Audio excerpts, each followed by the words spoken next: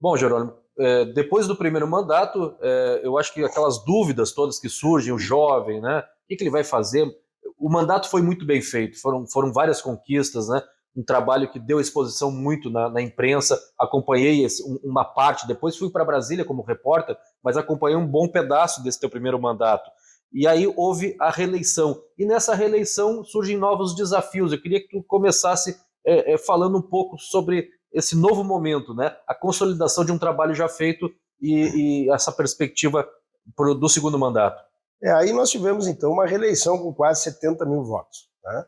E eu sempre tive muita clareza que o que eu estava construindo, né, não era um emprego de político para o cara ficar a vida inteira dependendo daquele cargo, e também não era nenhuma busca por poder. Eu nunca tive essa coisa de ser alguém que tem poder como um meio de vida. Né?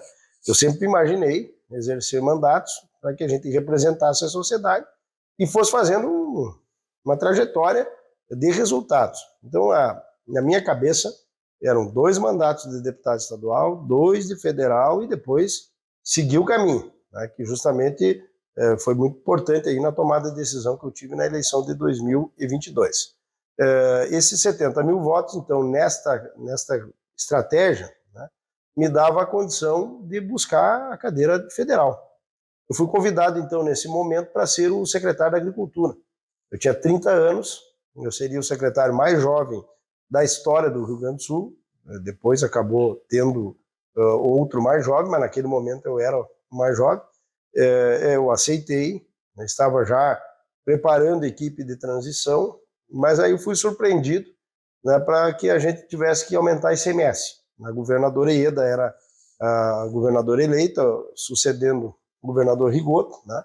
Eu sempre votei contra aumento de impostos, inclusive lá no governo Rigoto, contrariando a posição da bancada, né, nós fazíamos parte do governo, eu fui contra, né, e eu fui chamado lá na Procergs, onde era o governo de transição, para fazermos uma reunião. Naquele momento, eu lembro bem, estava o deputado Záquia, que era o então escolhido chefe da Casa Civil, o deputado Berfran Rosado, que seria o secretário do Meio Ambiente, o Celso Bernardi e eu.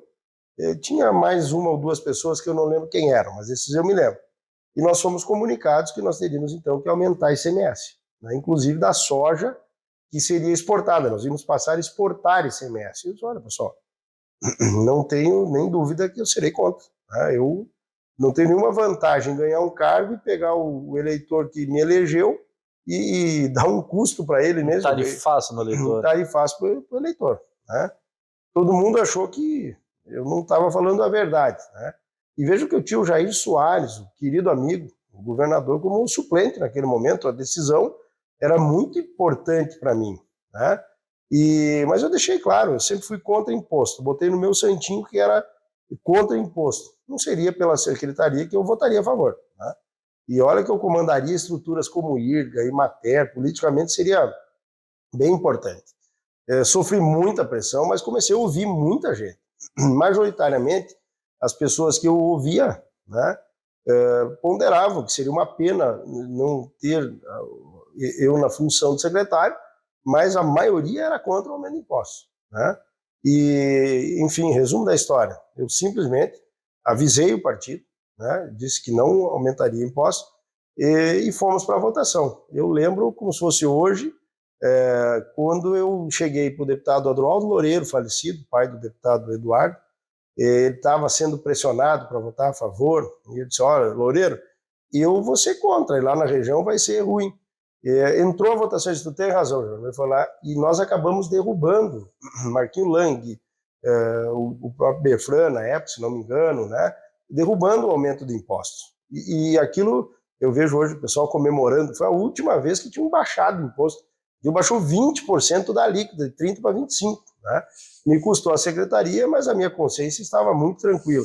Eu acabei vendo aí os movimentos, depois tiveram alguns movimentos que tentaram fazer eu voltar mesmo com aquela votação, não tinha ambiente para voltar, mas mesmo assim eu ajudei o governo, né?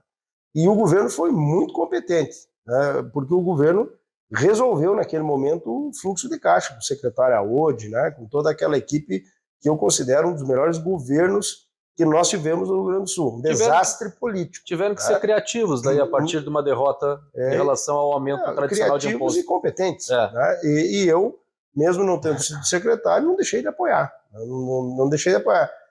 Aliás, naquele mandato foi então que nós, mesmo não sendo secretário, foi o secretário Machado lá de Camaquã, né, o secretário do Estado, nós entramos para dentro da COSALFA, Conselho Sul-Americano de Combate à Febre Aftosa, trouxemos inclusive a COSALFA aqui para o Rio Grande do Sul, e esse debate que depois foi o próprio deputado Hernani que liderou aqui no Estado como secretário e tal, nós começamos lá naquele momento. Eu não fui secretário, mas não deixei de fazer a minha parte pelo agro, né, pelo governo, ajudei o governo, né, e não estava errado. Primeiro você tem que fazer o governo governar. Não dá mais dinheiro para quem é incompetente. O Estado, quanto mais dinheiro você der, mais ele vai gastar. E essa era a tese que me fazia argumentar. Bom, então o que aconteceu? O plano tinha sido abatido ali, né? Aquela coisa de ser 2 vezes deputado estadual, seguir numa crescente. Se eu fosse secretário, naturalmente eu seria deputado federal, pelo menos candidato. E confesso que eu passei um fim de ano com a família, meio perdidão, né? Porque quando a gente é substituído, o que assume sempre já é lembrado, tem que liderar, e a gente fica num plano B. E eu precisava construir um jeito de retomar a minha trajetória que vinha crescendo até ali. E, surpreendentemente, eu não tinha conversado com nenhum de vocês da minha equipe, né? Eu simplesmente resolvi que eu queria ser presidente do partido. E coloquei meu nome, portanto, à disposição. E a coisa, eu lembro bem quando você, o Gustavo, né, o Hernani, o gabinete soube, né, ficou um pouco assustado, porque eu não tinha planejado nada. Eu simplesmente tinha dito que eu seria candidato. E veja que acabou acontecendo que nós fomos para uma disputa. Se não me engano, foi a última vez que teve disputa recentemente dentro do diretório do partido, né, e nem por isso teve problema, né, porque nós conseguimos devolver o PP como o primeiro em número de prefeituras, vice-prefeituras e vereadores. Foram 164 prefeitos que nós elegemos, menos ainda do que da outra vez, mas é que agora já tinham mais partidos ali naquele momento. Então nós fomos para a disputa com o deputado Afonso Ram, ganhei por 115 a 18 votos essa eleição, presidi o partido e procuramos fazer o trabalho.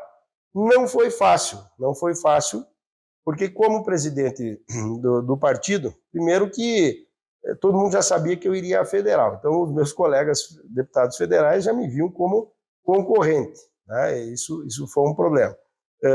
Mas principalmente porque foi o momento da Operação Rodan, né?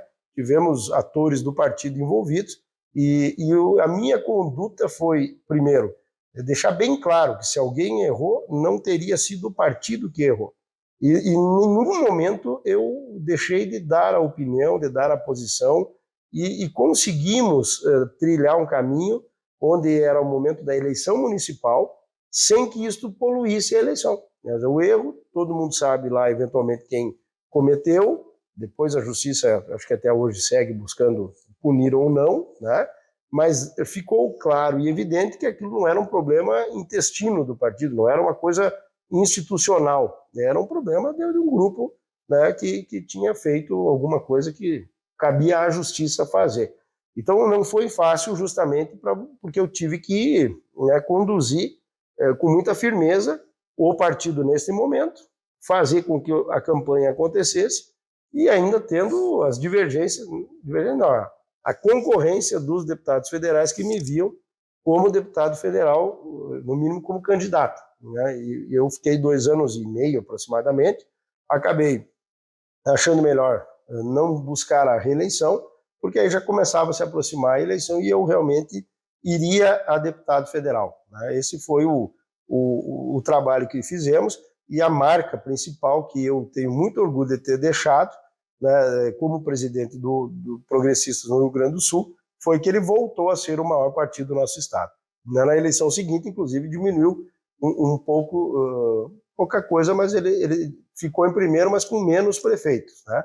Então foi um trabalho intenso e esse episódio aí da Operação Rodan deu muito trabalho, sem dúvida nenhuma, mas graças a Deus nós mostramos que o partido era maior do que eventuais erros de um ou dois atores políticos da sua sigla. E aí o senhor já se sentia preparado, então, para ir para Brasília, para ir para o mandato federal? Já tinha esse sentimento, vou me lançar e vou me eleger? Tinha essa confiança? Eu sabia que para estadual eu não iria, e fazia parte do plano. Então, como eu deixei de ser secretário, reconstruí o crescimento político na presidência do partido, eu trouxe o mandato para o fluxo normal, né? Normal no sentido de que eu tinha na minha vontade aquilo que era meu grande sonho. Eu queria ser governador do estado do Rio Grande do Sul. Não vou ter essa oportunidade, né? Mas, enfim, naquele momento, ser deputado federal era estratégico, né? Então, com a presidência do partido, eu consegui retomar a trajetória. Encerrei aquele mandato vitorioso. Nós fomos na primeira eleição sem ter emenda, sem ter estrutura, sem ter nada. Aliás, esse é um dos grandes problemas. A emenda parlamentar é um impeditivo para renovações, para candidatos muito bons, às vezes, poder entrar lá. Mas eu não tinha, enfrentei, e fizemos mais de 89 mil votos.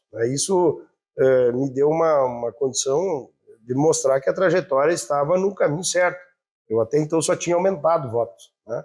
E fomos, então, para Brasília nessa condição de deputado recém-eleito, né, deputado federal, um mundo totalmente novo, um desafio para alguém que não tinha a experiência daquele mundo lá, mas a experiência da Assembleia já ajudou, né, muito a gente chegar em Brasília e buscar ocupar os espaços que procuramos ocupar. É aquele negócio de chegar no anonimato, né, deputado?